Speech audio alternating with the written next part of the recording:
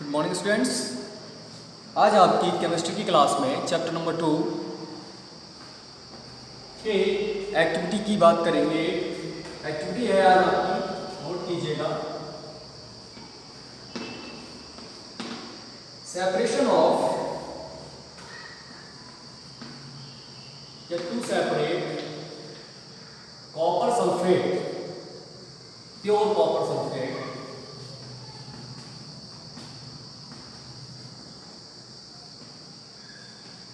from an impure copper sulfate या impure sample.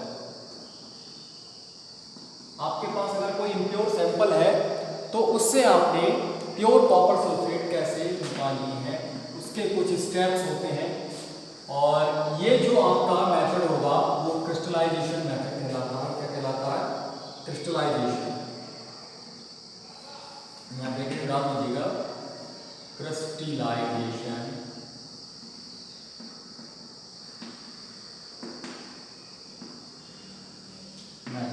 ठीक है।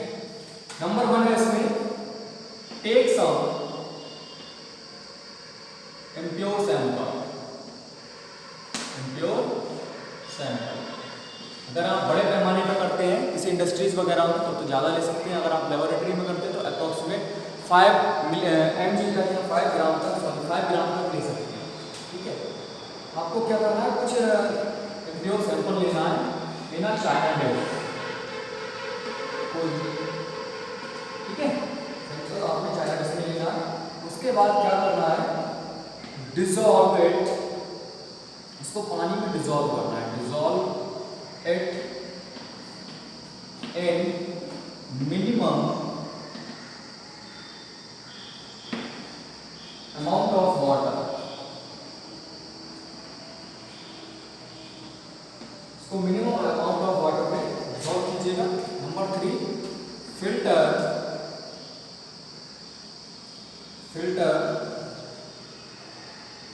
The impurities out.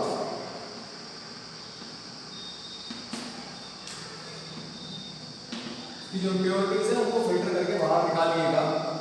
फिर नेक्स्ट है, evaporate water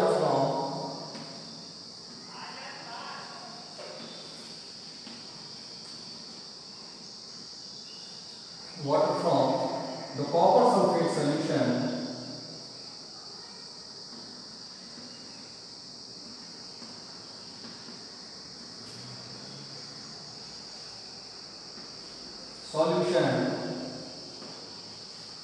so as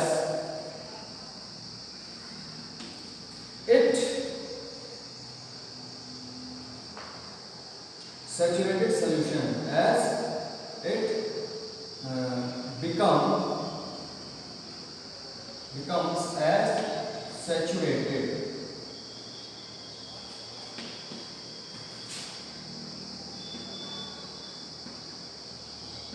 solution, जिससे कि ये कैसा हो जाए, सैचुरेटेड सॉल्यूशन हो जाए। Cover it by the filter paper।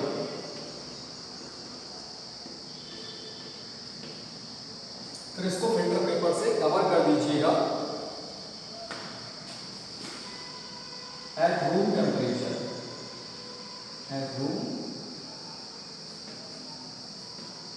temperature for a day। एक दिन के लिए इसको रख दीजिएगा, उससे क्या होगा, ये ठंडा हो जाएगा। नेक्स्ट नंबर 6 आएगा,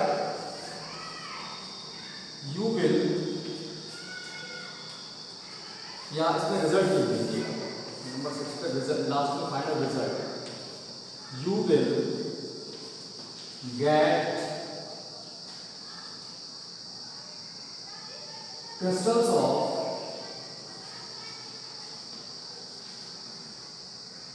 copper sulfate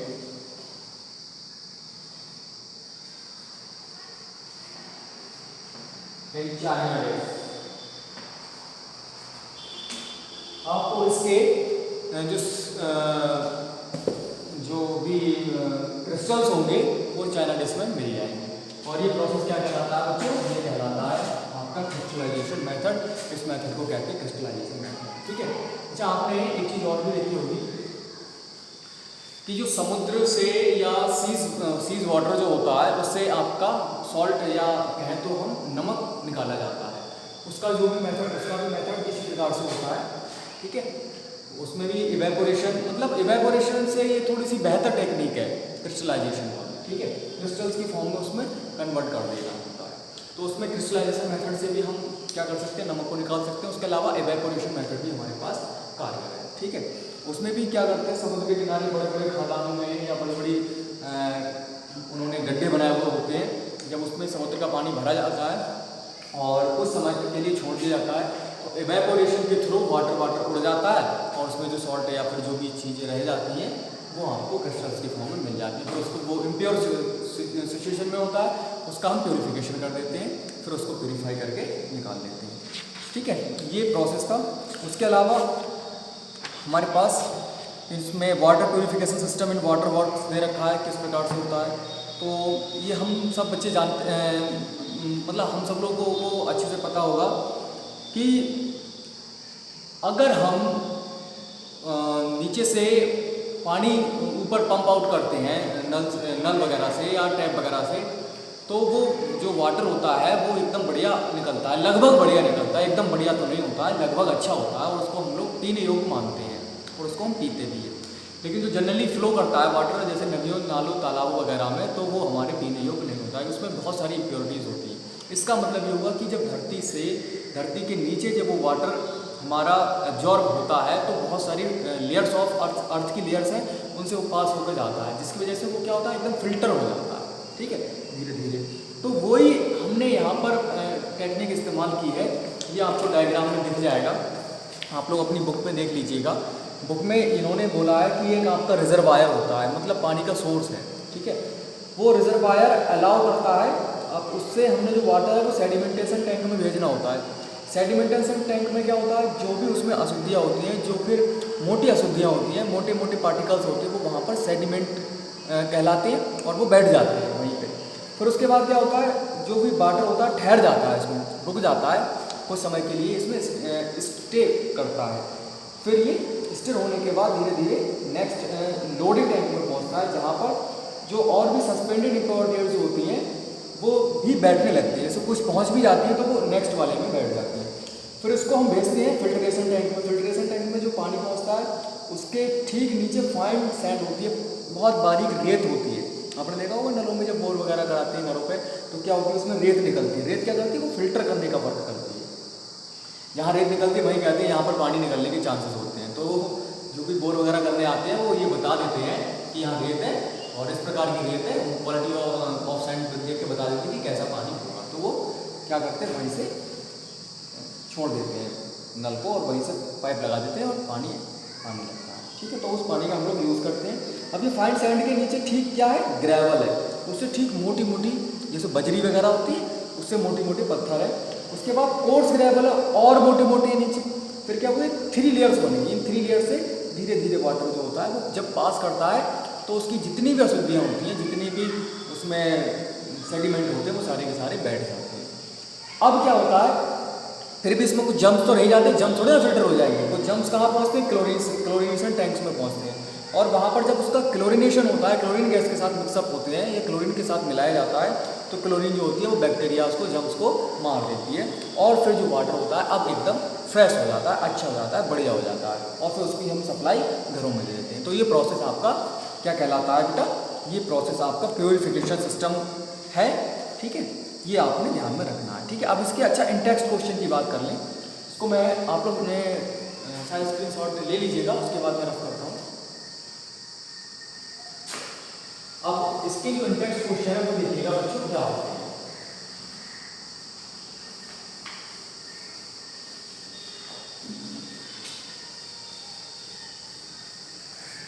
इसकी फर्स्ट क्वेश्चन है पेज नंबर 24 यानी 24 पर। How will you separate a mixture containing kerosene and petrol different in their boiling points is more than 25 degree, which are miscible with each other?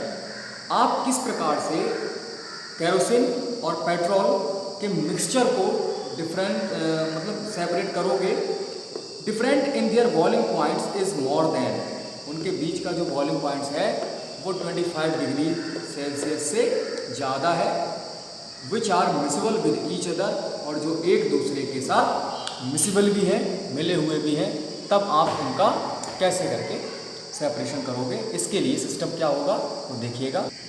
तो simple सी बात है, सब बच्चे जानते हैं। इसके लिए आप लोग डिस्टिलेशन मेथड का यूज़ करेंगे अगर 25 डिग्री सेल्सियस से ज़्यादा है तो, और अगर 25 डिग्री सेल्सियस से कम है, ठीक है, उसी रेंज में 0 to 25 डिग्री सेल्सियस की रेंज में, तब आप उसके लिए फ्रैक्शनल डिस्टिलेशन जो मेथड होता है उसको अडॉप्ट करेंगे, फिर आपका आंसर आएगा। ठीक है, तो इसका एक सिंपल सा आंसर हो जाएगा by the method of distillation.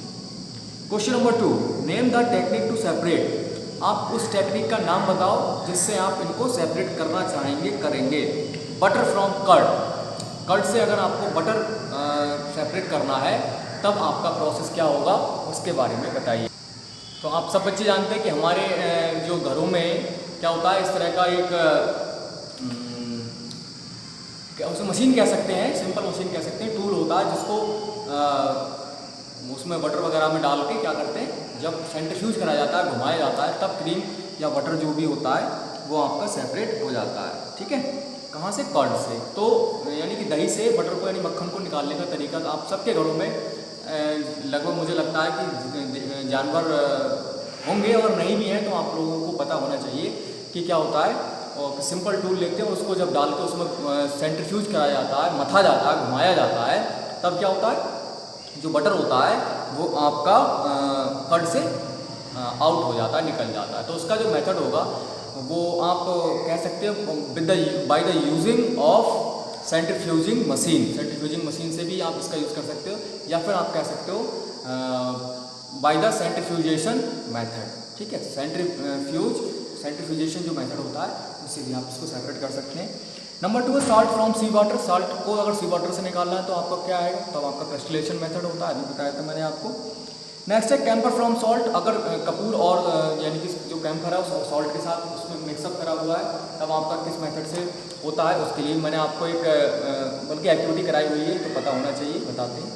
तो देखिएगा क्या, तो देखिए इसमें जो आपका कैम्फर होता है वो डायरेक्टली सॉलिड टू लिक्विड हो जाता है, तो इसीलिए इस प्रोसेस को सॉलिडिफिकेशन भी बोला जाता है। तो ये इसका जो आंसर होगा, जो आप इसमें लिखिएगा bye the method of sublimation होता है, सॉलिडिफिकेशन नहीं होता है, सब्लिमेशन होता है। सॉलिडिफिकेशन में सॉलिड में कन्वर्ट हो जाता है। ठीक है, तो ये सब्लिमेशन मेथड कहलाता है, तो आप लिखिएगा bye the method of sublimation. ठीक है, सब्लिमेशन मेथड आंसर हो जाएगा। नेक्स्ट है आपका what type of mixtures are separated by the technique of crystallisation, crystallisation से आप किस टाइप के मिक्सचर्स को सेपरेट करना चाहते हैं या करते हैं, उसके लिए बताइएगा क्या टेक्निक आप इस्तेमाल करते हैं क्रिस्टलाइजेशन मेथड में। तो क्रिस्टलाइजेशन मेथड जो यूज़ किया जाता है वो सॉलिड्स को प्यूरिफाई करने के लिए यूज़ किया जाता है। जैसे कि सॉल्ट है, अगर हमारा सी वाटर है उसमें मिला हुआ है बहुत सारी इम्प्योरिटीज़ के साथ, तो इन इम्प्योरिटीज़ को दूर करने का जो मेथड होता है वो आपका क्रिस्टलाइजेशन मेथड होता है। तो आपका आंसर होगा for example the salt we get from sea water can have many impurities in it, to remove this impurities the process of crystallisation is used. कौन सा प्रोसेस यूज होता है, क्रिस्टलाइजेशन का प्रोसेस यूज होता है। तो इस प्रकार से ही आप इसके आंसर्स को लिखेंगे। अब इसमें 2-3 टॉपिक छोटे छोटे रह गए, मुझे लगता है ये कल आपकी सारी जो भी चैप्टर्स हैं वो कंप्लीट हो जाएगा, फिर आपके केमिस्ट्री के भी ये 2 चैप्टर कंप्लीट हो जाएंगे। नेक्स्ट इसका जो चैप्टर आएगा केमिस्ट्री का वो चैप्टर नंबर 3 होगा, एटम्स एंड मॉलिक्यूल्स। तो आप लोगों ने फिजिक्स के भी लगभग 2 या 3 चैप्टर करे हुए हैं, केमिस्ट्री के भी 2-3 हो जाएंगे। सारी की सारी फेयर कॉपी बना के रखिएगा, इनकी अच्छे से आपको रिवाइज करनी भी है, इनके टेस्ट वगैरह भी अभी स्टार्ट होंगे। और आप लोगों को कई बार बोला गया है कि बेटा आप लोग वर्क करते रहिए, एक तरफा मेहनत मत होने दीजिए। हमें लगता है कि हम ही स्कूल में आके मेहनत करते हैं, आपका कोई रिस्पांस नहीं होता है, आपको कुछ पूछना नहीं होता है, आपको कुछ बताना नहीं होता है, तो हमें लगता नहीं है कि आप लोग वीडियो वगैरह कुछ ध्यान से देख रहे हैं। और हाँ, एक चीज़ और, अपनी वीडियोज़ को ध्यान से देखिएगा, आपको जो भेजी जाती है कंटिन्यू देखिए, प्लस उसके साथ साथ वर्क भी मेंटेन रखिए। मोस्ट इंपॉर्टेंट चीज़ें हैं, जब भी स्कूल आपका खुलेगा इससे अगले की स्टडी स्टार्ट होगी और इससे रिलेटेड आपके टेस्ट भी होंगे, स्कूल में ऑफलाइन भी होंगे, अभी ऑनलाइन भी चलेंगे आपके।